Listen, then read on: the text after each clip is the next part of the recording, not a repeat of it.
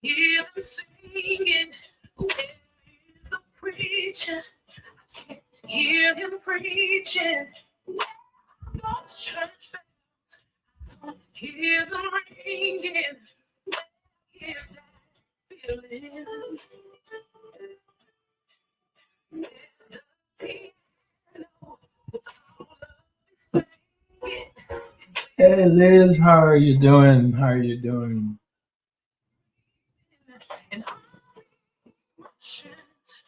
hello, hello, hello. We'll get started here in a minute.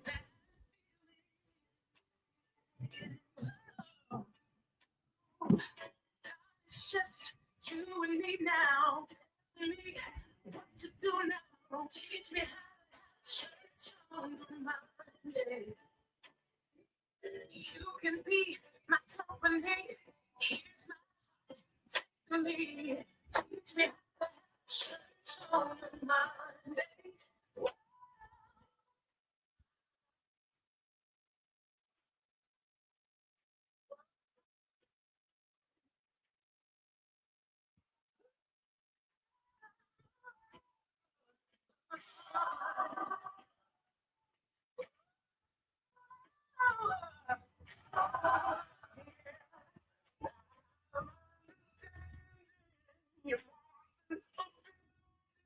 When the service is I'll still be singing, and you'll meet me right here. And God, I'll be feeling. Wow. Since you and me now, tell me what to do now. Teach me on Monday. My company,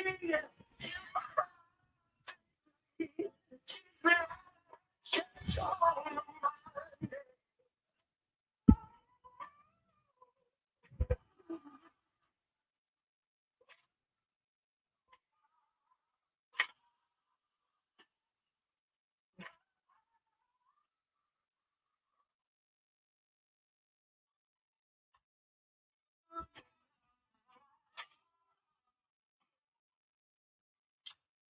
All right, all right. Thank you, Liz, for always being as faithful as you are.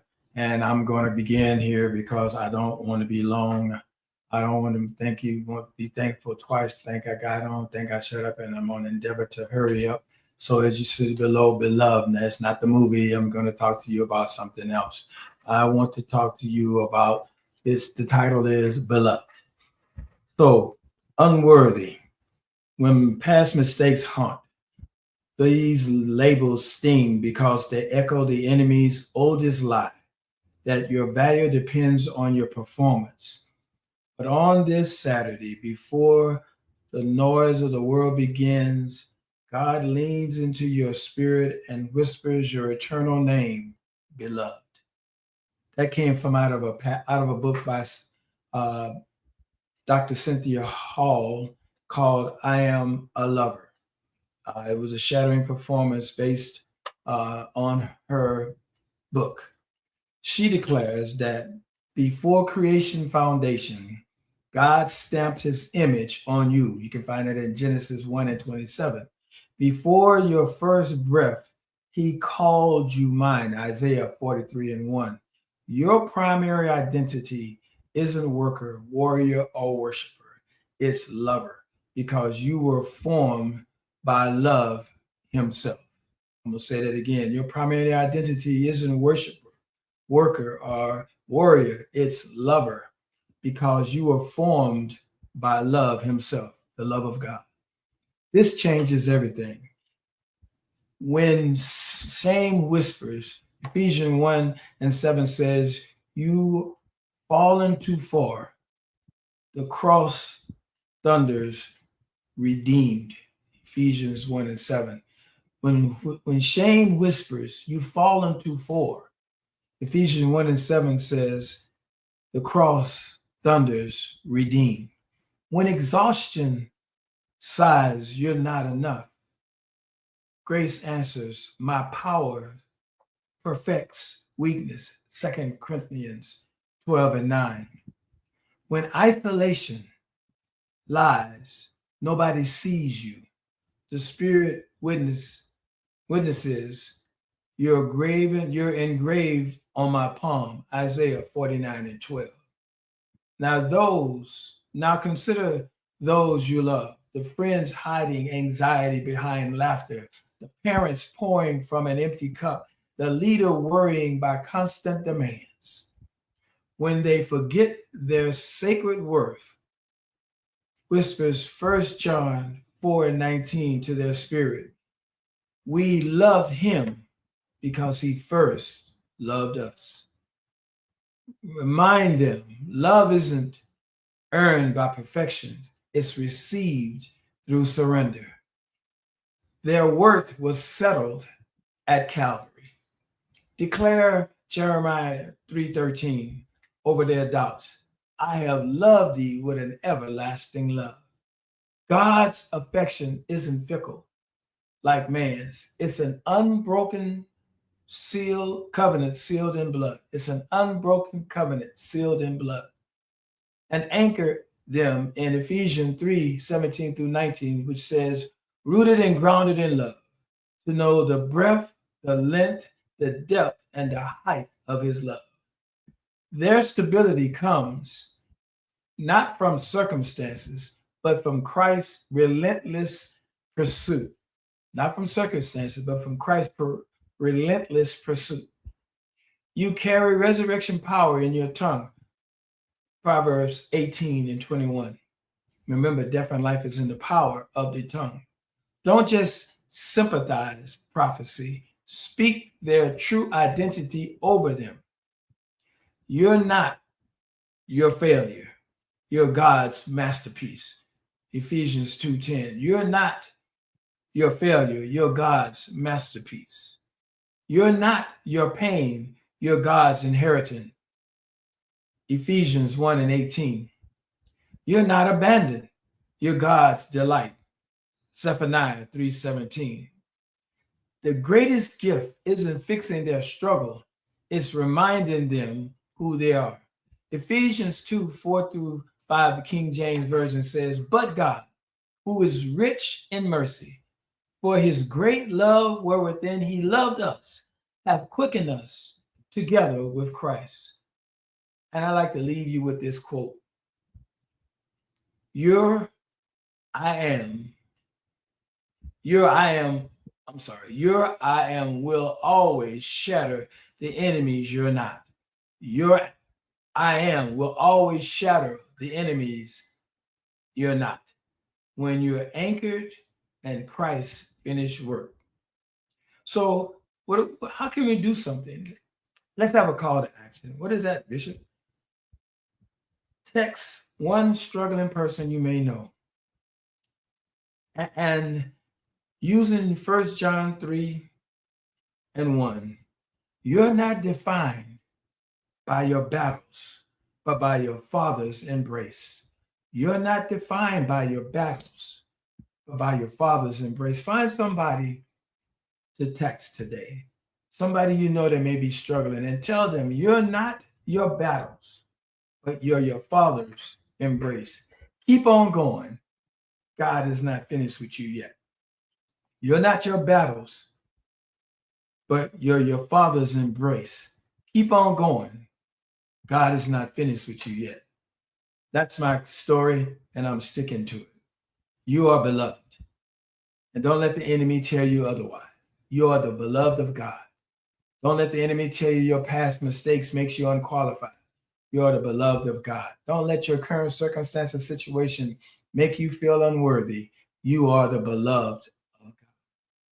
And as I get ready to close, I want to thank each and every person who participated, helped in any shape, form, or fashion, whether it's being present, whether it's bringing clothes, whether it's giving donation, whether it's making waffles, whatever it was, resource people, people that gave donations, from the bottom of my heart and Bishop May's heart, we thank each and every one of you. We had an awesome time. Over 100 and some people showed up, and we were able to bless people on today. And that's what it's all about. We're called to be a blessing in the community. And I'm going to tell you, as Texas speaks about all the time, and I'm telling you right now, never let the enemy think that your little is not important. Because think about this. If I needed $100 and you had 1 penny and I had $99.99 and the goal I needed was 100 in order to take care of something that was very important to me, and you gave me your penny would give me $100. Your penny may not have been the $10 somebody gave, but your penny added on what everybody else gave, culminated in me being able to do what I needed to do. So never let anybody tell you that your little is not enough. Your little in God's hand is more than enough. If you don't think I'm telling, ask the guy who said at the gate called Beautiful, begging for alms. He said, look upon me. And they said, silver and gold have I none. This is Peter and Paul. Silver and gold have I none. But that which I have, I don't have what you're looking for in the alms, but I have what you need. Never let anybody tell you that you're worthless, that you're not any worth anything. God could never use you. I'm a living witness that God uses who God wants to use, not based on perfection, not based on education, not based on ethnicity, not based on your lineage, legacy, or any of that. God uses who God wants to use during the time that God wants to use who he wants to use. And it always boggles my mind, not always boggles my mind, but it makes me understand God. He used the foolishness of man to confound the wise. And I'm going to tell you how I know that. Because it's foolishness, if you knew my background, for me to be where I am right now. It's foolishness if you knew my history, for me to go from a broken, divorced family at the age of 5. It's foolishness if you know the things that I had done in my life to be where I am today. But he uses the foolishness of man to confound the wise. And he doesn't call the qualified.